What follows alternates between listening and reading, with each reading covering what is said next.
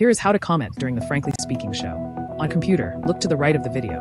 That's your live chat hub. Click the Say Something box at the bottom, type your message, and hit enter. Boom, you're live. On the mobile app, it's just as easy. Tap the live chat button right under the video to open the window. Pro tip, if you're in full screen mode, tap the screen once and hit the chat icon to see messages without leaving the action. Can't type? Check two things. Make sure you're signed in, and see if subscribers only mode is on. You might need to sub and wait a few minutes. Keep it respectful, follow the mod's rules, and have fun.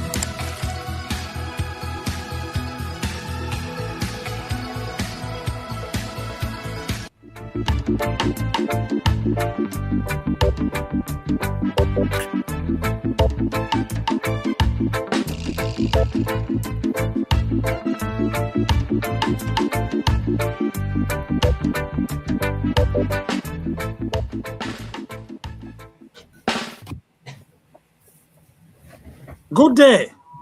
Good day. Today we focus on a half of the population, males, and the subgroup fathers. Yes, it's ahead of Father's Day when men get some recognition, but we wanted to take on the big topic, not just on the day and not just about singing praises, but doing some thinking about what fatherhood means and being male in this Jamaican society. We have 5 men with us today to talk about those issues. We'll come to them shortly.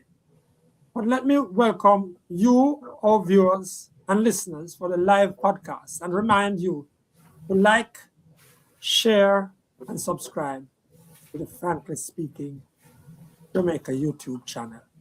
Welcome to Desmond Richards and to Winnie Anderson Brown, our regular panelists. Remember, we welcome your questions and views during the podcast. Just follow the procedures outlined earlier or leave the comments on the comment section of YouTube. And you couldn't have missed it if you tried. Football World Cup, the largest in history, with 48 teams, has started. Jamaicans displaying the teams they support with their shirts and with the flags of their favorite teams. Well, my team is France, and I've given you, I get the privilege of saying that just because I'm doing the intros. So let's commence our show today with Dale Taylor and Clifton Hall. Dale Taylor and Clifton Hall. Now, Dale Taylor is a safety and occupational health manager. He works with National Water Commission, and he is not here representing them. Let me just make it, the people who appearing are not representing their companies. They are just talking to us about how they feel about these issues. And Clifton Hall works with at-risk males and at-risk young males, and you will hear from him a little bit more about that. So, Mr. Taylor, tell me how important you consider fatherhood and being a father. How important is that in a man's life? Well, it's very, very important. I told myself from I was a toddler that I will never go and don't maintain my children. In fact, I told myself that I will never get children unless I'm married. And I have 2 boys. You told yourself that as a young child? As a young child.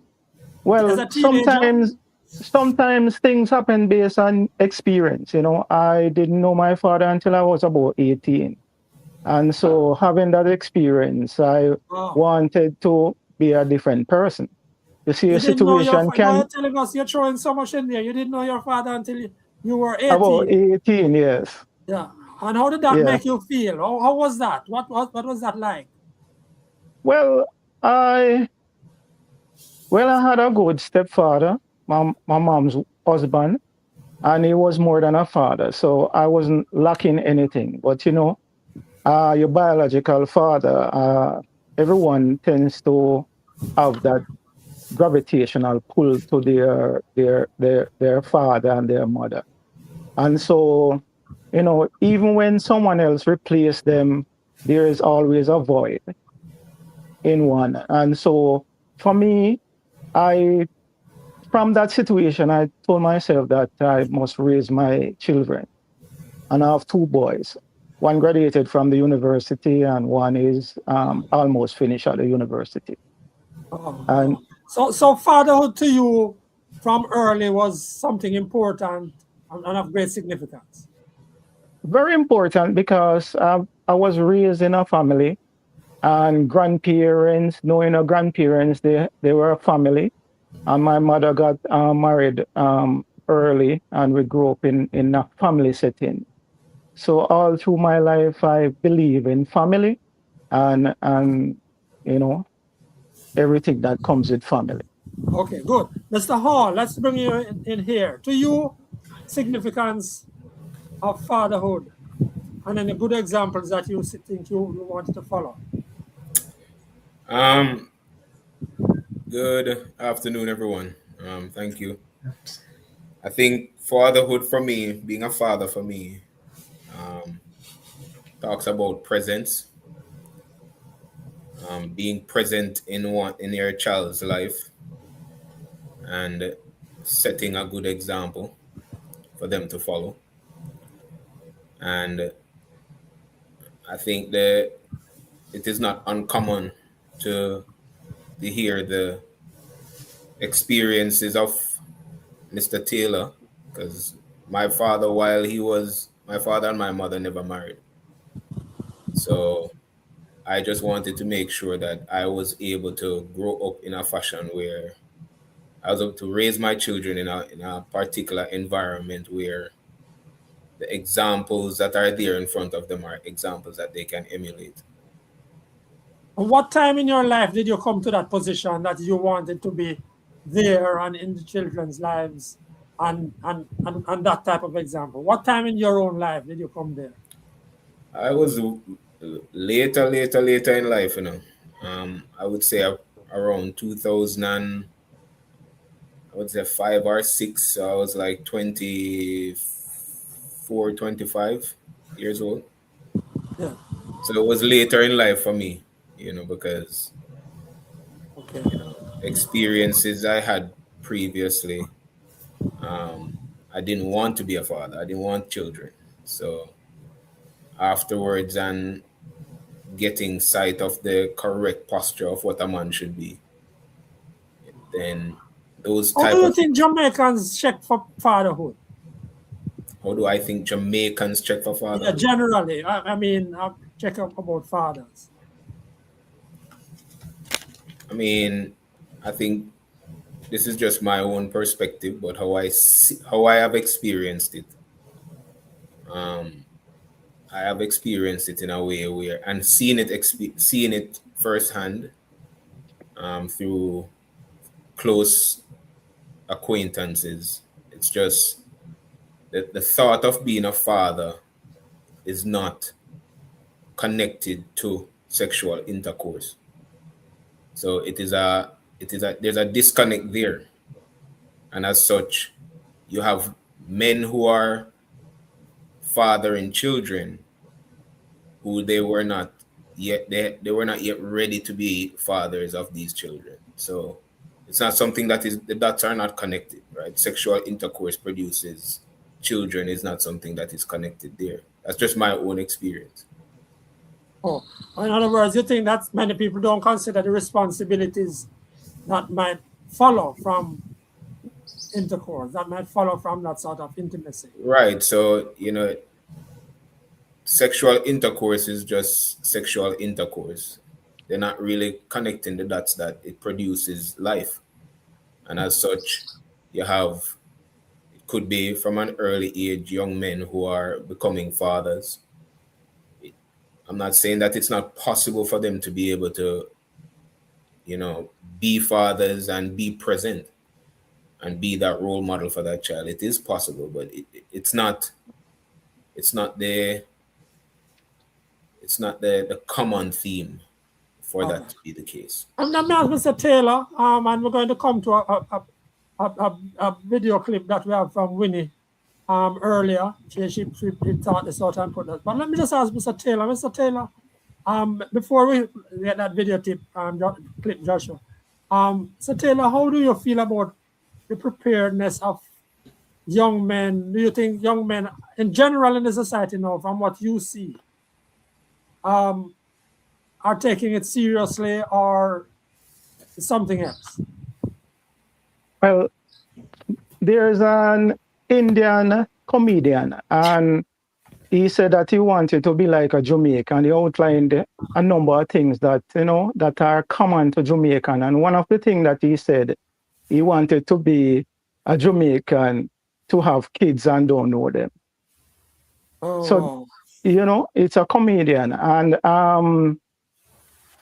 I don't think we are ready. I don't think we really thought this thing through as a nation in terms of how we treat each other and being a father. Right now, there are a lot of fathers missing in action. And you can see the reason for the type of society that we have. A police friend of mine retired from the force, and he said that when he checked all the young men who came to the prison, have been to the prison, when he investigate them, they all go with their mother, no father. And I remember years ago, during a summer, we were having like summer employment, and about 21 young men from the community college came to do interview, and my counterpart and I interviewed them. And all 21 of them go with their father. And you can see why they're in tertiary institution. It is something needs to be done.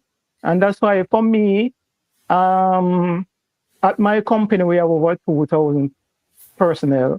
About 75% are male.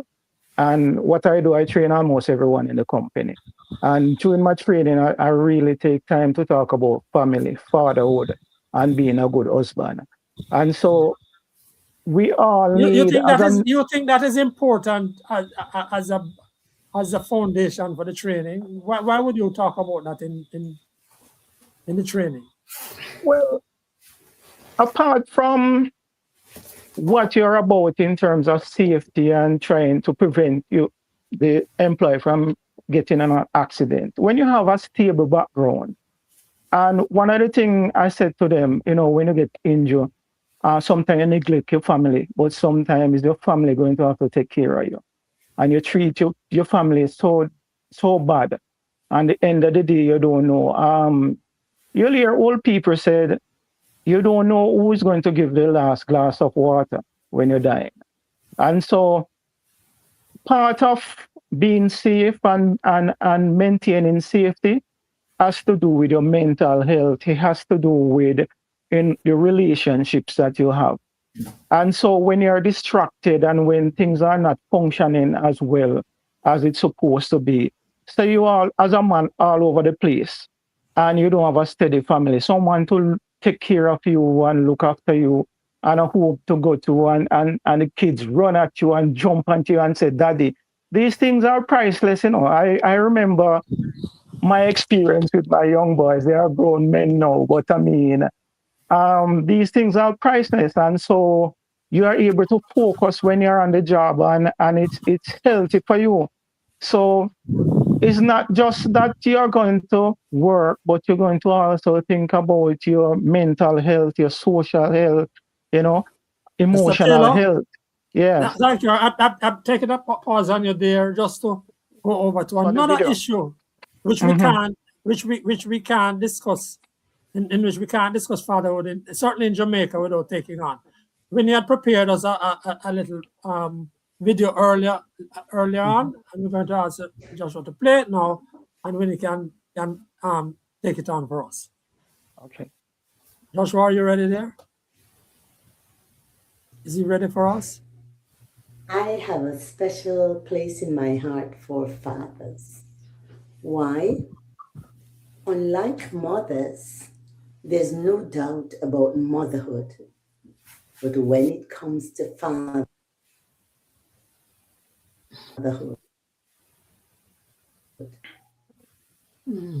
fathers have to depend on the honesty of some knowingly father other people's children.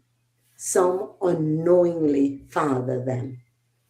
And I salute all fathers, regardless of how you became a father, either knowingly or unknowingly, and they're in doubt, but they're afraid to check it out. So I honor all fathers. Well, Winnie, very interesting thoughts there.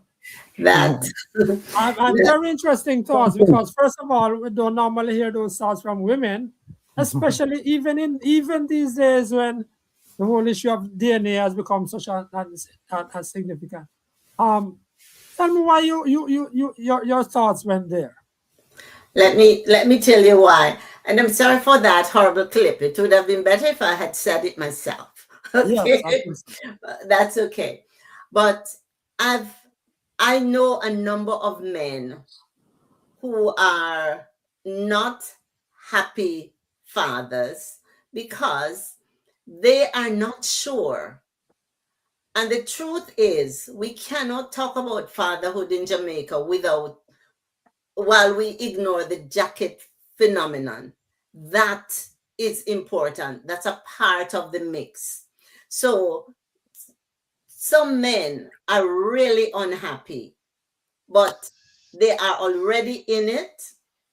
And as I said in that clip, there's no doubt about motherhood. But when it comes to fathers, there's a lot of doubt there. And that is an issue that we should not be silent on. And it's women that can make the difference. Franklin. Yes, go ahead, Desmond. I want all of us to understand something about fatherhood. Fatherhood is socialization, you know. Now, what happened to your generation and my generation and the two guest generation is that there was more socialization and fatherhood. In other words, fathers make sure to take care of their sons and to show their sons how to become fathers. Now, what has been missing over the years is a lack of socialization. The state cannot socialize fathers, you know. It is very difficult to rely on the state to socialize fathers. Fathers must be socialized in the homes. And what has happened is that with so many fathers missing from homes, which is also a lack of socialization, the young men are not being socialized properly by their elders and how to protect themselves, how to project themselves as fathers, and socialize in a way to know that their sons and daughters, they must protect them and show them the way. All right. Let me ask Mr. Hall. Mr. Hall, you work with at-risk youths as well. How do you respond to Desmond's comments, and do you hear that comment that Winnie was making? You hear young men concerned about the jacket phenomenon, and start by talking to us about the need for the socialization there.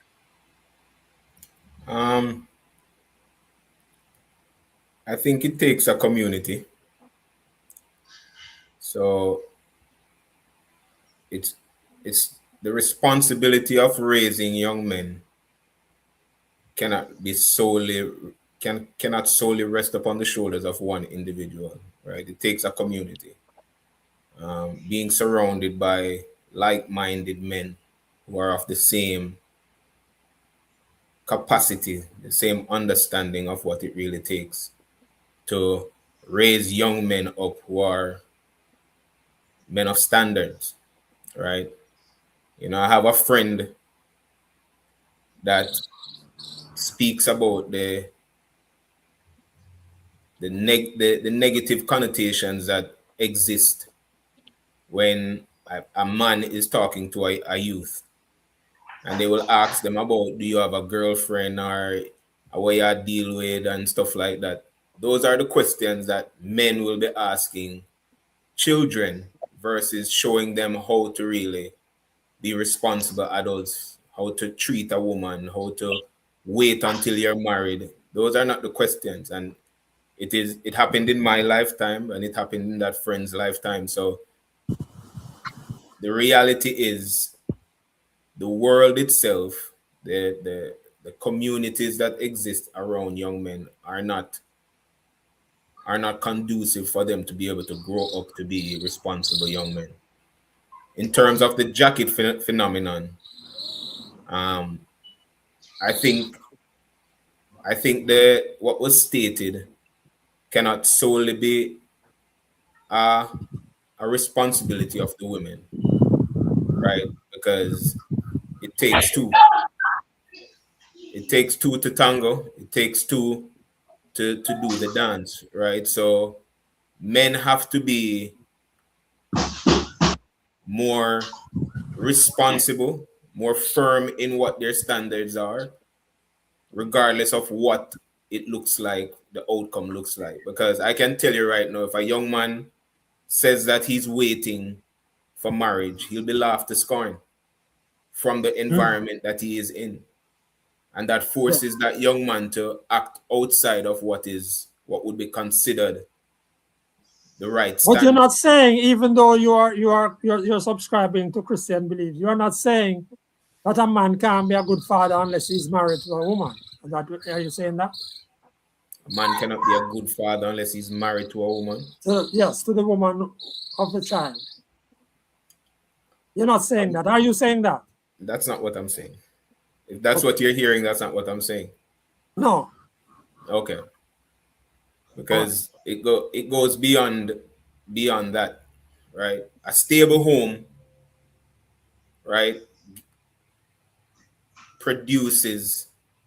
can produce more stable outcomes, right? I want to say two things. Finish your sentence. I want to say two things, two very important things, as the only woman here. Yeah, a stable home can produce more of a stable outcome for a young man, versus instability in the home where, the child resides with the mother and only sees the father from time to time, whatever that demographic looks like. There's a myriad of them. So to speak on all of them right now would take forever, but there's a wide variety of circumstances that exist where fathers are not in the homes. Okay. That's what I grew up in. Winnie?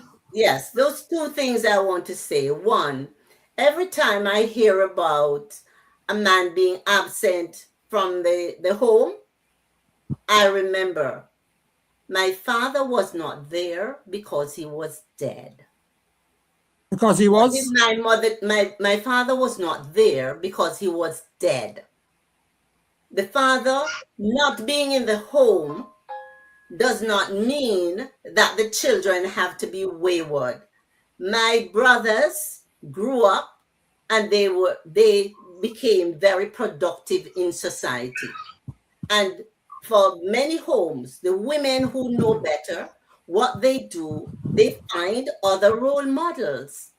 So because the father is not in the home, it doesn't mean that the children are necessarily that wayward. A number of men are dying and have died.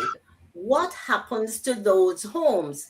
Every time when I hear the talk, it sounds as if the men are not there because they have abandoned their posts. That is not it.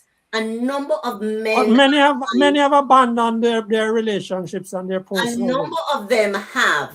But every time I hear it, a number of homes don't have men in there, not because the men have abandoned the homes. And those homes can produce productive members of society. and many homes have. So that's one thing I want to say. Another thing is this, and we will never get anywhere unless we face it. A man knows with whom he had sex. A woman becomes pregnant, not a man. So when the woman becomes pregnant, that is why a man impregnates a woman. Unless the woman is willing to cooperate or say anything to that man does not have to know. So it's all, a man is responsible. But a woman, the woman who gets pregnant is the one that will have to tell you what's going on. Some women do, some don't. So that is why I'm saying it is important to pay attention to that as well. All right. Mr. Taylor, I want to bring you in again, Mr. Taylor. Yes. Talk to us about that stability in the home that Winnie was just talking about, and the role of the man. Well, anything that is other than the word of God is really going to give problem. And so we were expected to have a family, and of the 5 institutions, marriage was the first one, family was the second when the children came, education is the next one when you as a mother and father train the children, and of course they said they wanted government, and then Jesus came with the church. But anything outside of the order of God is going to be problematic.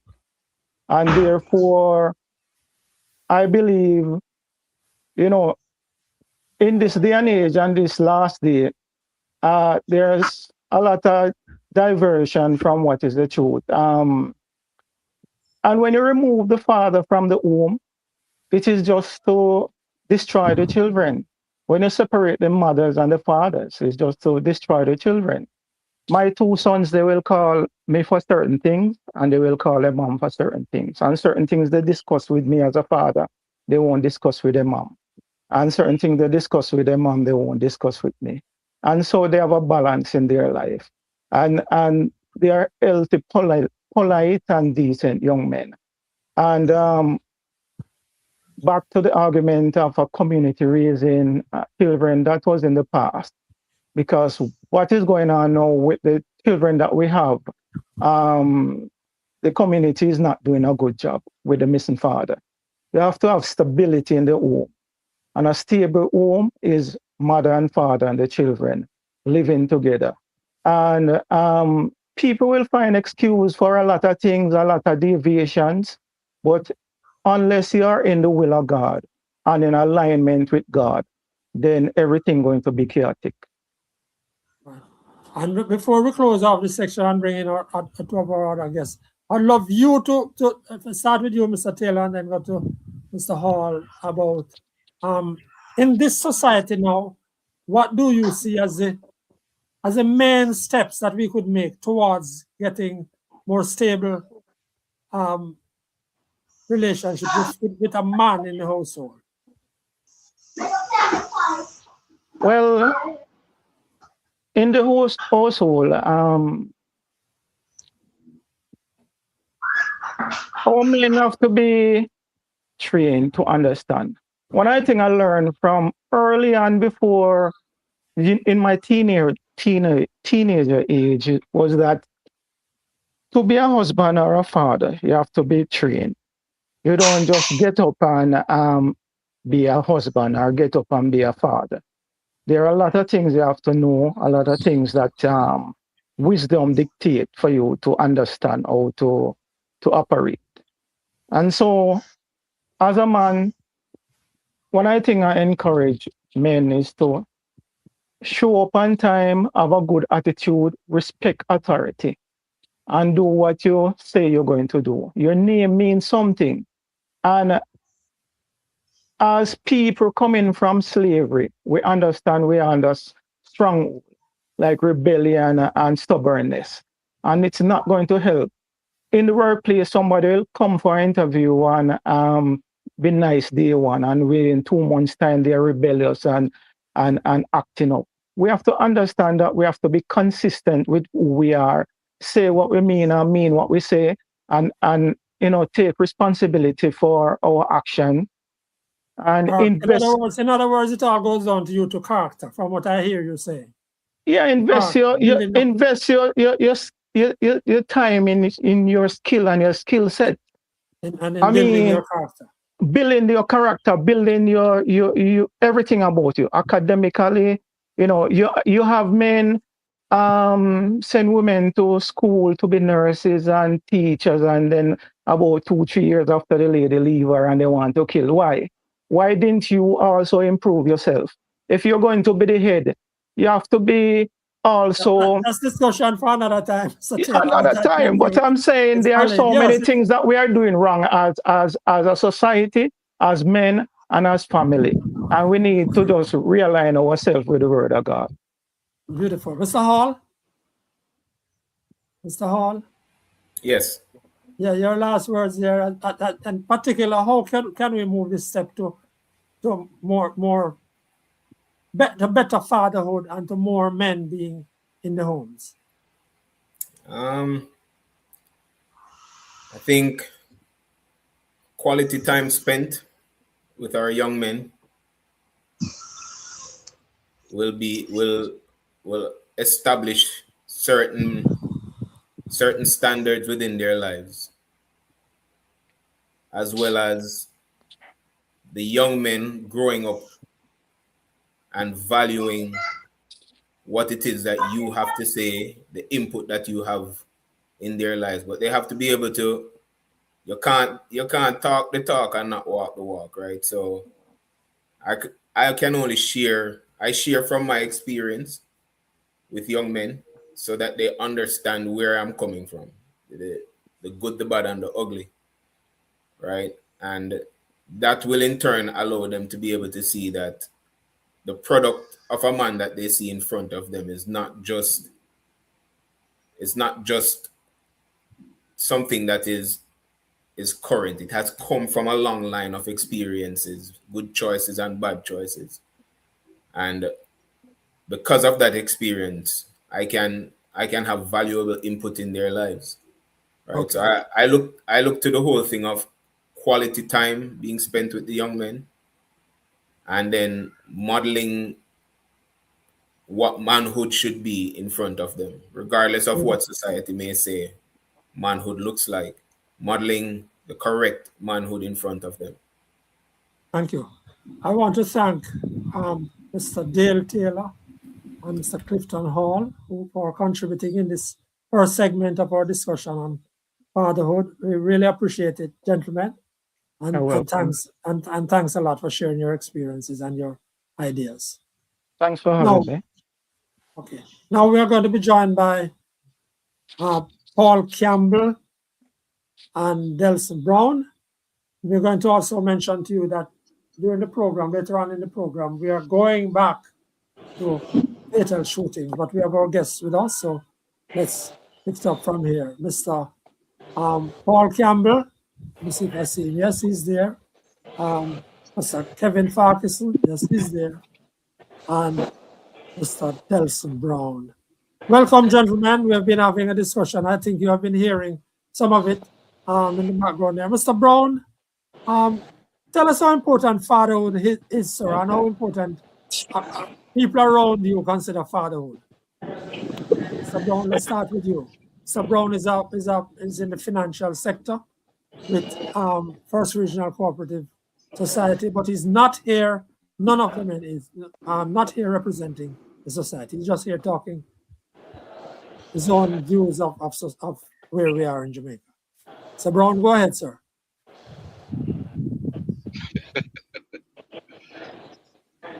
Go ahead, Mr. Brown. Mr. Brown, you're not hearing us? All right. Mr. Brown not hearing us. So we're going to shift. Mr. Brown not hearing us. Joshua, can you look after that for us? Mr. Farquharson. Welcome, yes, sir. Welcome, Mr. Farquharson.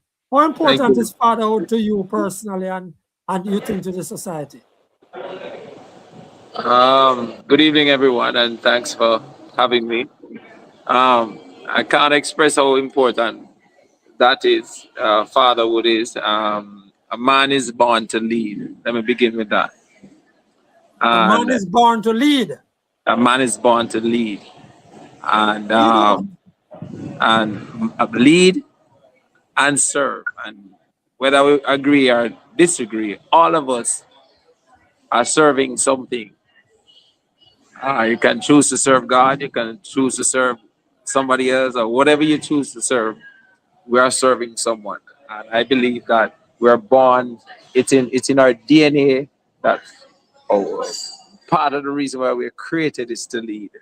So if we don't lead, and which as a father, a husband, or whatever capacity, whether on the job or wherever you choose to, was as long as you're a man, you're seen as a leader. And not taking up that responsibility is really abdicating what your God-given purpose on this earth is. So let me say that we are called to lead. Now, I will hasten to say, though, that culturally, and I think the question is geared towards Jamaica, um, because the truth is that fathers are doing much better. It's not been spoken of a lot, and it's not may not be evident out there in the way even Father's Day coming up, how the attention that is given when it come on to fathers. But fathers are doing much better, and I think you go to the primary schools, you go to wherever, and you see the fathers coming with their kids to school. You see fathers coming to the supermarket, going on the road, going to a soccer match, going to wherever. You see fathers more involved. So fathers are doing much better. But the job is not done. There's a lot more to be done, and there's a lot who haven't gotten started as yet. So All our right. role in the society, if we break down, if we stop doing what we ought to do, then it will determine, it will have a direct impact on what the society turns out to be. And I think in the That's, past, that's what we fail to realize. Yeah. that's Kevin Farquharson, and we're going to hear a little bit from Paul Campbell, because we lost Mr. Brown for a minute. I think we're trying to get him back. But Mr. Campbell, Good afternoon. good afternoon, sir. Mr. Campbell, tell us how important to you is the fatherhood is. I think fatherhood is an imperative in our own personal lives, in our society, in the country, in the world. Um, I am a believer in God. I am a Christian, and I totally believe that God, as the previous person said, God gave us the role of leadership. The problem is, as somebody else said earlier, leaders need to be trained. And so a baby has feet, but he's going to creep before him hold up and make few steps before him can walk, before him can run. And the same principle applies to leadership in men and fatherhood in men. Is a learned state. And I truly believe that learning it comes from the person who established it, which is God. And so through the word of God, I believe that fatherhood can be set up, established, and run well. And so that You is my believe that belief. And you believe that intrinsic, that essentially a man to be a good father, being a Christian helps, or is the only way? I know it helps. There are good fathers who are not Christians. The Absolutely. issue I hope Absolutely. so. the issue the bottom line though is people talk about success. Is it the issue of what we determine a good father is, or is it the issue of what God determined a good father to be? And Yeah. that is where the bottom line is. For me, I am working with what God says, because at the end of the day, in my belief, that Absolutely. we are going to face God one way or the other. Yeah. And because he is the one who designed men, he's the one who designed marriages, he's the one who designed fathers, he's the one who caused children to be born, he's the one who designed women. Why not work with the principles of God to get it done? I am in a He has the community. blueprint.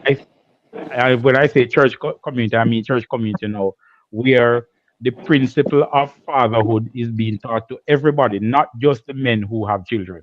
And so, if my children have a struggle and I am not present, they can go to another male who has been trained as a father for advice and get proper advice, and we keep moving forward. So, I strongly believe, I mean, this is me now, I strongly believe that if a man will give his life to the Lord Jesus Christ, totally surrender to Him, take up the will and purposes of God, and study to show himself approved, and live what God says, he can be not just a good and excellent father, and excellent leader, and that will Amen. transform the situations. That is Amen. my belief. All right, beautiful. Mr. Farquharson, let me come back to you. Mr. Brown is not still back. Mr. Farquharson, what is one of the best things that has ever happened to you as a father, because you're a father? What's the best thing that has ever happened to me because yes, I'm a one of father? the best. Yes. Well, one of the best thing is to see I have 3 girls, and to see their success. And I think Mr. Gentleman who just spoke a while ago mentioned, how we view success. It's very important. For me, success is success that matters. That's important. And if God is in it, then that is true success. If God is not in it, it may be success, but it's not success that matters. When I look at my kids and see where they are and see the way I train them up, and they've come up through, they've attended church, they've been in church, they have accepted the Lord as their personal Lord and Savior. They're maybe overseas and so on, in college and universities and stuff like that. But the truth is, the principles that I taught them, they still, if my daughter driving down the road, she leaving the house to go down the road. I'm not in the US, I'm here. But she can say, Dad, I'm going to go this, I'm going to go that. It stays with them. And so you can't, when I see the success in what they have achieved in school, and I just came back from a graduation. One of my daughters, she graduated high school with 4.5 GPA. I have around 10, so many scholarships. When I see that, it's the goodness of God. Sometimes I may not deserve it, but it's the goodness of God. And I believe the way the Lord has directed me in fathering them, because as best as I am, I failed. But I know with God, then all things are possible. Beautiful. I want Winnie to take some short comments that we have there. And then I'm going to come to Mr. Campbell, who was talking to us about institutions that God created. And I want him to explain to us what we're seeing out there in Jamaica and among Jamaican men now, and where has that come from? Well, go ahead, Winnie. Seems like Kevin Verbo, if I have it right. Blessings, he says, and then we have Will Dixon saying God first, and then we have Wesley saying good going, Mr. Hall. And yes, very good, Paul. That's Wesley again. Very good, Paul. Okay, thank you. Yes, go ahead, Desmond. Go ahead, Desmond. I would like you to observe that our society is structured. Fathers are not dealt with properly. No, even look at Father's Day that is coming up. Traditionally in Jamaica, Father's Day has been low-keyed compared to Mother's Day. Mother's Day is treated like Christmas Day. December 25th, when they say it's Jesus' birthday, it's not Jesus' birthday, but it's the biggest shopping day in the world. Mother's Day is being exploited by the moneyed class to make money, while Father's Day is always a low kid, and that is that disincentive to fatherhood. All right. Mr. Campbell, you want to give me your thoughts on that and on the part whether because Father's Day is not a big it's an disincentive to fathers. How you feel about that, Mr. Campbell? Honestly, that's a disincentive to me. The Bible never talked about celebrating Father's Day as Mother's Day. The Bible talked about the development of the father and the development of the mother. And so for me and my family, we focus on that. The success I have is because my wife and I work together for the development of the children. Like the other guests you have, I have 3 daughters also. And my biggest satisfaction is that they are in the kingdom of God and then working through their situations through that process. For So me, what is responsible for all of those out on the street there, Mr. Campbell? The behavior we see out on the street at early morning, the young men have their liquor and so forth. We see a lot of parenting. We see a lot of young men going down the road to destruction, ending up in prisons. What God is doing about that? They are children of God also. What God is doing about that? Mr. Campbell, go ahead. The situation, I believe, starts with decisions. Right? I was born in the ghetto. I used to lay down underneath my bed when they shoot through the board. The little board house. When the gunshot they come through I have to be under the bed.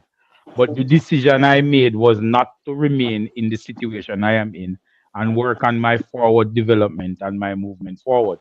We have to encourage people for that level of development. As I said before, and I say it again, I believe that if we encourage people to come to the knowledge of who Christ is, come to the knowledge of the salvation of God, that in itself will help them to move forward. The purpose of the kingdom of God is to give you strength and capacity, give you wisdom and knowledge, give you understanding to move forward.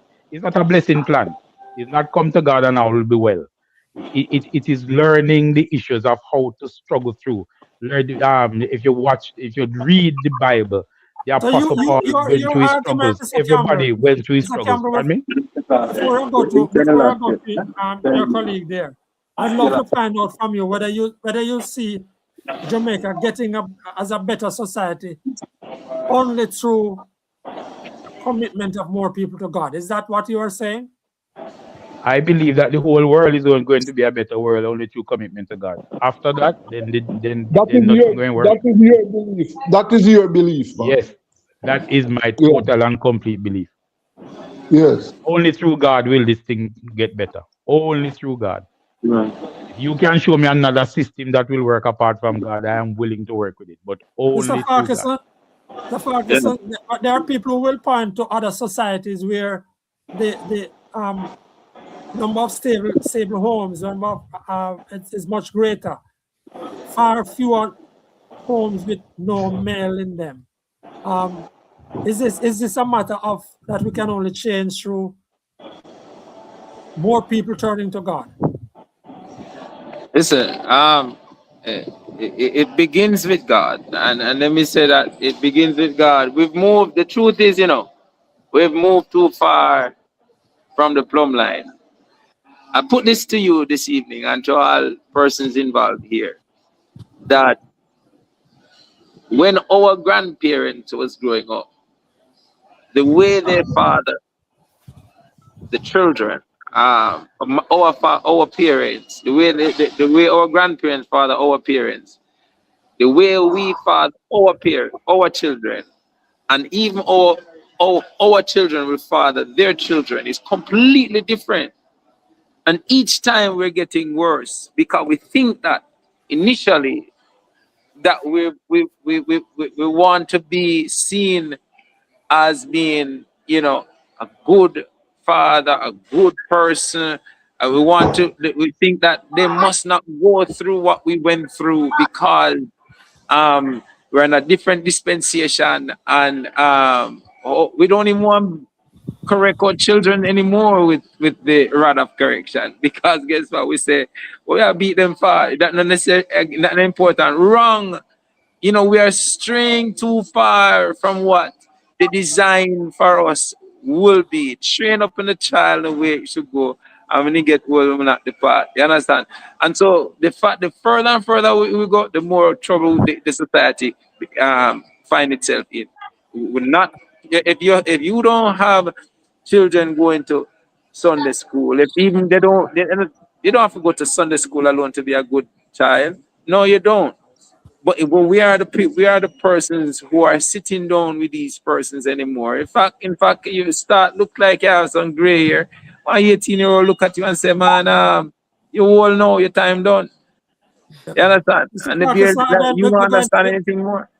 Mr. Farkas, we're going to wrap here, but I've got to ask you this now, and then Mr. Campbell will respond. Who is to take responsibility to help change the society with the fatherhood issue? So, Fox, you're there with me. Who's to help take responsibility for that? It's a collective effort. It's a collective effort, and oftentimes the blame cannot be laid squarely at any one person. It's a collective effort. But however, if we negate our responsibility as men, as fathers, we should be leading. If we don't lead our children, then we lead our homes, because we're the head of the house and we're the head of the household. And if we don't do that, then we have to take the blame for the fact that our children, we're sending them out there these days for teachers and for everybody to raise them. And somebody will raise them. We can rest assured. Somebody will raise them. No, it depends on you what influence you want to have on your child. Yeah. So it begins with us. Beautiful. Thank you, sir. Mr. Campbell? Yes, sir. I totally agree. To solve any problem, you have to take the initiative first. It begins with all of us. He's not the prime minister. Everybody have to get involved. So I have to get involved. You have to get involved. Absolutely. We have to start at a point where we decide that, hear me, if I do my part and the next person does his part, the solution to the problem comes. And like Mr. Farquharson said, the issue is, as a man, I need to develop myself as a man. I need to understand leadership roles. As a father, I need to understand what that means. And that development for me in God is what brings me to a point and a position where I can not only help me, my family, but help others. Absolutely. Right. I want to thank you. Thank you. I want to thank you, gentlemen, very much. Mr. Paul Campbell and Mr. Kevin Farquharson, for your comments and your insights. Mr. Desmond Brown was with us, but we lost him and somewhere along there. I want to thank him too for having made himself available. And Winnie, I wonder if you want to take that comment from Pastor Barnes, and then we continue for facial shooting. I'll just do the first part of that name, Wesley. Humans were given the power of choice from day one by God.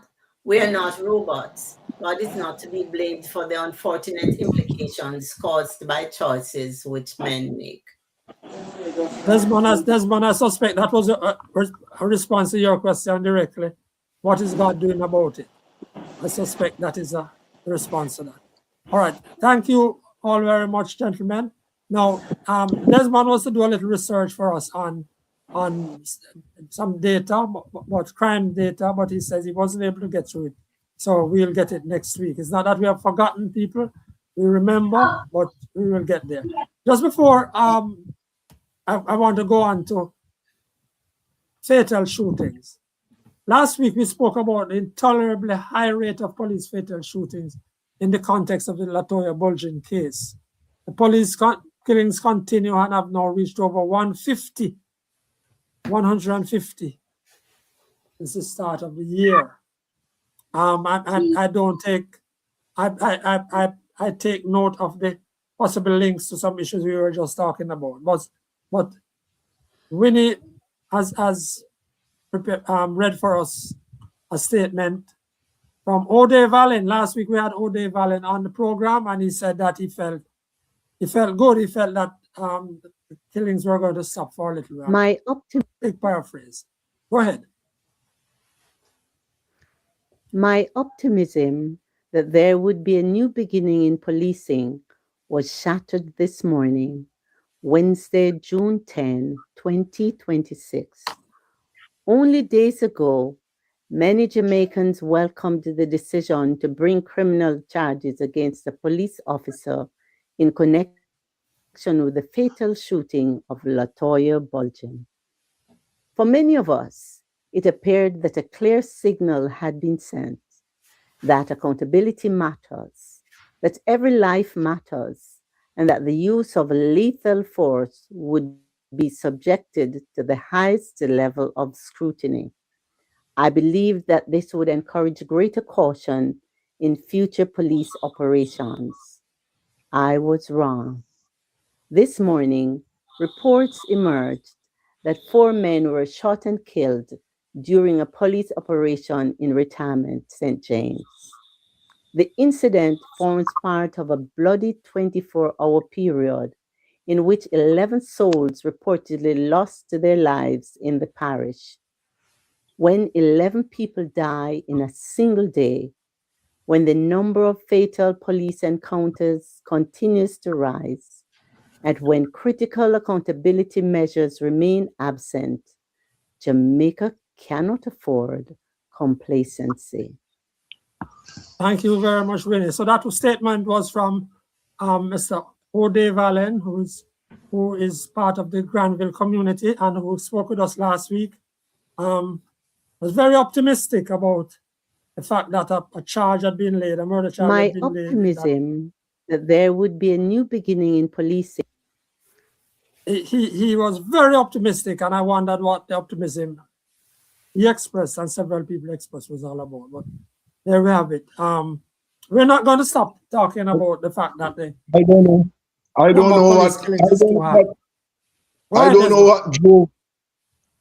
know what drove Dave's optimism, because you had one policeman charged. At that time, over 130 killings for the year. Now, what Dave failed to understand, that what the police are doing here is a strategy, you know. Observe it. It is a strategy. It is not something that they don't. It is not thought about. It is thought about. It is something that is planned. That case in Granville where that cop was charged only came about because there was an independent source of information. A camera was there to provide information. Remember? Light shed on the darkness, otherwise. Yes. In Retirement, there were no camera. In the gorge, there was no camera. 8 people were killed on those 2 occasions. So I am left to be proven wrong, but I don't have any faith. I don't have any faith that this is going to go down. It is a strategy, and it is something that is planned, and we are going to see a repeat of what happened last year. All right, Desmond. And so we're looking for your data next week, based upon our controversy last week, and some people saying bring the numbers. Just before I go, a colleague and friend, Leon Nash, is to be installed as pastor. The ceremony is starting shortly at Shiloh Apostolic Church at 9 Miles in Clarendon. To be installed as a pastor. Everybody knows Leon Nash is great association to JT. Wish you well, Mr. Nash, and congrats, brother man. That's our show for today. Thank you for watching. Remember, share and like the podcast and subscribe to the Frankly Speaking Jamaica YouTube channel. Remember, you may watch this podcast at any time of your choosing by clicking that link or going to episode 214 on the channel. Special thanks to the fathers who spoke with us today, Paul Campbell, Kevin Farquharson, Dale Taylor, Clifton Hall, and Nelson Brown was there, but we had a technical issue with him. Thanks to panelists, Desmond Richards and Winnie Anderson Brown, and Joshua Black of Joshua Black Media Services. On behalf of all of us, I'm Franklin McKnight, wishing you a good week. Until then.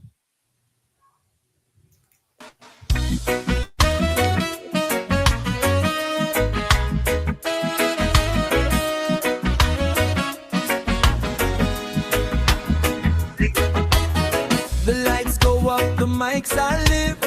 We're feeling that energy, that Sunday drive. Whether you're here while the clock is ticking or catching the replay, the plot is thickening. From the very first word to the final thought, you're the reason for every battle we fought. Oh, to our zealots, the ones who stay, and our viewers watching from miles away. If you live in the star on a late night screen. You're the heartbeat of the Frankly Speaking scene. We see you, we hear you, we appreciate the love. You're the spark we're always thinking of.